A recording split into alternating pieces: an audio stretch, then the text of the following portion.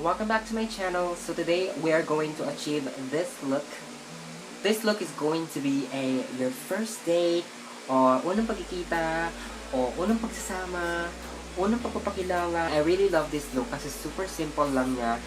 Very natural, very soft, but looks elegant in the bend. To learn how I create this look, so definitely keep on watching. Okay, so first thing first, you need to prime your face. Syempre, kailangan magpa-prime muna tayo lagi ng face. So for my primer, I'm going to use this Power 10 Formula VC Effector with Vitamin C, Safety Tested 10 It's Skin. Yeah, this is from Miss Daily Beauty, ang aking Bello Mother. Bello Mother. Ko ng sa aking forehead. Ito yung ginagamit ko lately. Kahit hindi ako nagme-makeup. Just after ko maghilamo, yeah, ganito yung nilalagay ko sa face ko. Then you're going to spread it all over your face. Just like so.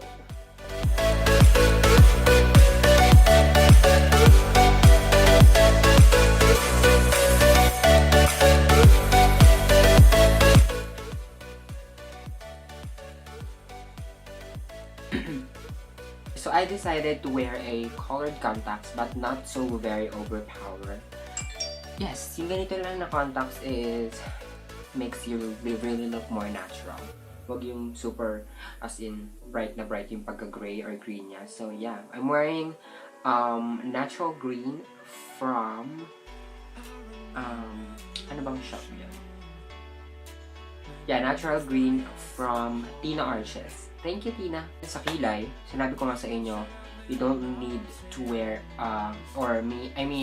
hindi nyo kailangan mag-brows on flick for your natural looking. So, yeah, so gamit ako ng bagong product. This is from Minao Crayon. This is the eyeliner and eyebrow pencil in the shade Coffee and Wheat. I know, this is I'm not sure what is the color, pero ganito siya. Ito yung gagamitin kong brow ngayon, brow cream. And for the brows, you don't need to you don't need to spend a lot of money to make your brows really look good, okay? So kahit magkano pa yan, kahit anong brand pa yan, at alam mong magiging lang yung kanyang longevity is talagang bonggang-bongga, pasok na siya sa banga. So tatry ko to. And I'm not going to make my brows on-flick, right? So, hindi mo na ako mag-brows on-flick ngayon. So, then, kukuha ako ng brush, i-spread ko lang siya.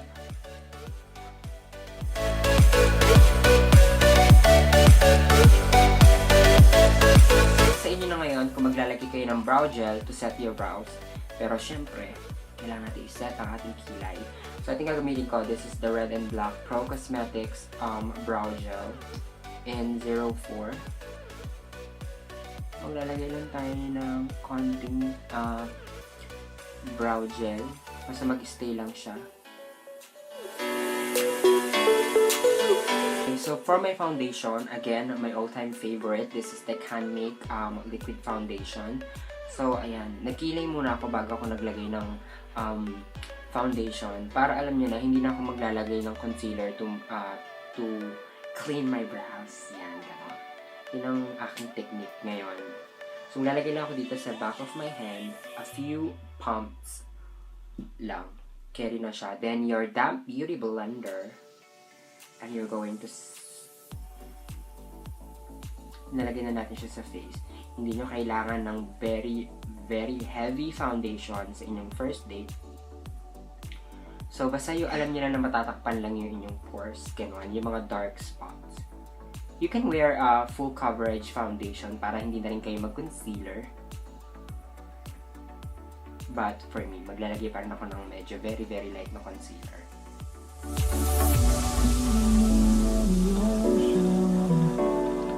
Memories die out too hard. When we were traveling the mountains, just to find the loudest seas. So for my concealer, ito yung gagamitin ko. This is the Cheek Candy Moisture Air Foundation. So, medyo full coverage siya. So, ito yung gagamitin ko. Ito, guys, maputi siya sa aking skin tone. So, perfect din siya for my concealer. So, maglalagay lang ako ng isang pump. Ayan. Super konting-konti lang. As in, parang dot lang. Then, yan ang ilalagay natin sa ating lower, sa ating dito, sa eye bag.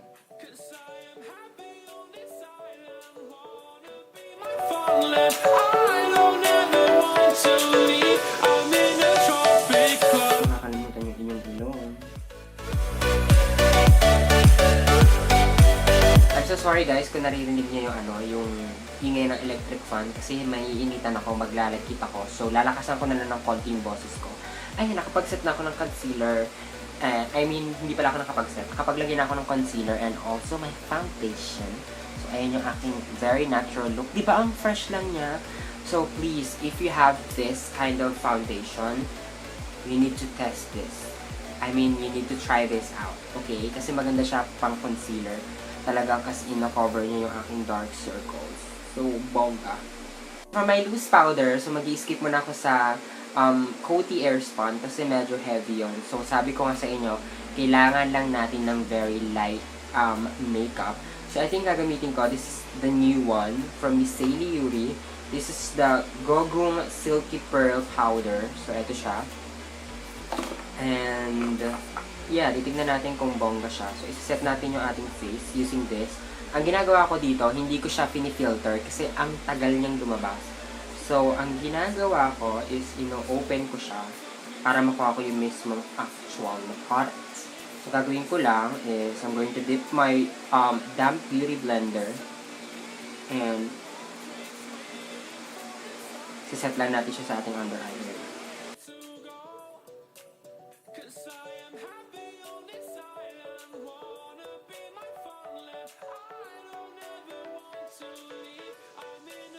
Yun na inyong brush. You're going to remove the powder na. So, ayan. I'm feeling fresh na. Yeah. So, pupunta na tayo sa eyes. For my eyes, I'm going to use this Rose Mine Beauty Lure Eyeshadow Palette from Dolls Collection. No, it's from Rosemary pala, since 1974. Ang name ng kanyang palette is Blossom on Your Eyes. I really love this. Look at the packaging. Tanong siya. Ang kulay niya lahat is all natural. Neutral, sorry. For my first eyeshadow, ito yung kukunin ko, yung nasa gitna. Medyo may shining, shimmering, splendid. Then, ilalagay lang natin siya sa ating eyelid area.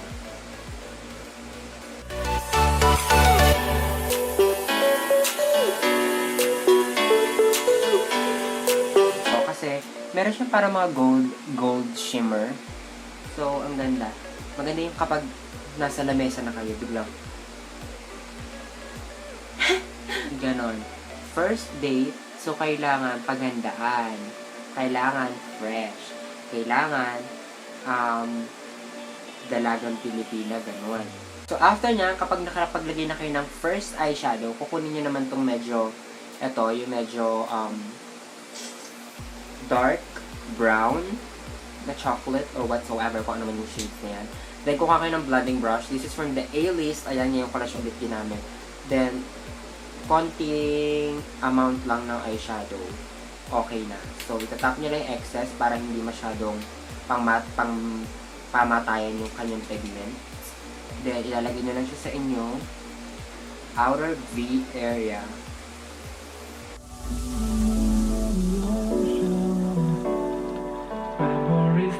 Then, yung gitna ulit, ilalagay nyo naman siya sa inyong lower lid area. Just to find out and see. Then take this dark color ulit para naman sa ating half lang yung lalagyan natin. Dito lang.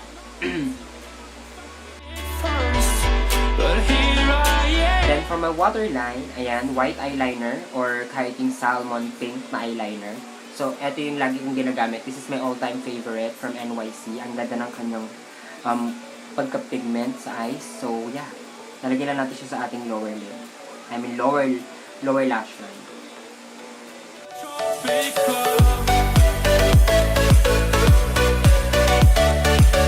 Going to curl my lashes. Ayan. Magka-curl na tayo ng eyelashes. I decided na hindi ako maglalagay ng eyeliner. Gusto ko yung ganito lang kasi ang ganda ng pagkaka-transition ko ng kulay sa aking eyes. So, yeah. Magka-curl lang ako ng pilik na. Then for my mascara, syempre pag unang kita nyo, di ba medyo may iyakan factor pa yan. So, kailangan niya ng waterproof na mascara. Ito guys, na-test ko na talaga to na waterproof talaga siya. This is the Hyper Curl Volume Express Waterproof Mascara from Maybelline.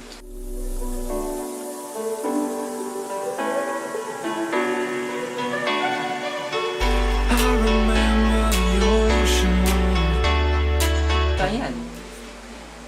Very fresh, guys. Ang ganda. It's time for the contour. So, ito yung gagamitin kong pang contour. So, kukunin ko tong very light lang na kulay dito sa gitna. Yan, tatlo siya. Then, magko-contour lang ako ng very, very light. Ayoko ng super kind of like overpower na contour. So, very light lang. Gagawin nyo para hindi siya masyadong dark or harsh or masyadong pigmented yung kinuha yung product. Kuha kayo, then lalagay nyo lang siya dito sa inyong palette. Just like so. Then, isuswirl nyo na siya sa inyong cheek area.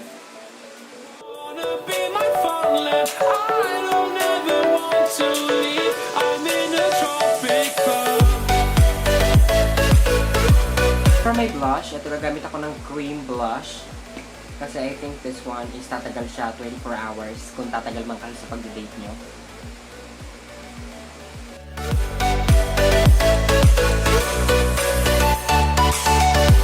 For my highlighter, ito yung gusto kong highlighter as of the moment. Kasi super natural lang yung tignan. Hindi siya masyadong matingkad. Hindi siya masyadong super, alam nyo na, nagiging highlighter, blinding, channeling portrait.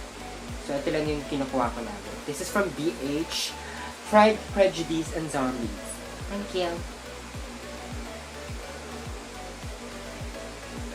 Did you see that? It's not very blinding.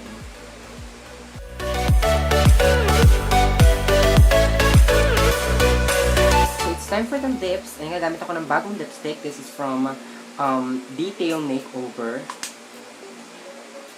This is the Simply Matte Lipstick. Ayan.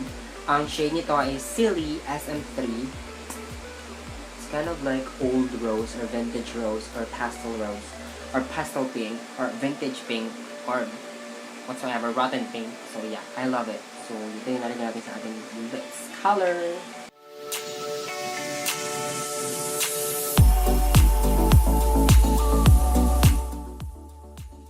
Please, guys, ito pala, meron pala akong parang pakiusap sa inyo. Kasi nung inamoy ko to, meron siyang amoy na pabango na gustong-gusto ko.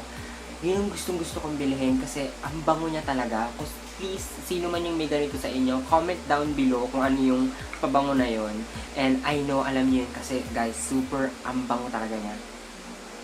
Ganito yung pabango na yun eh. Ganito yung naiisip kong pabango. So, please comment down below para malaman ko kung anong brand yun. Alright?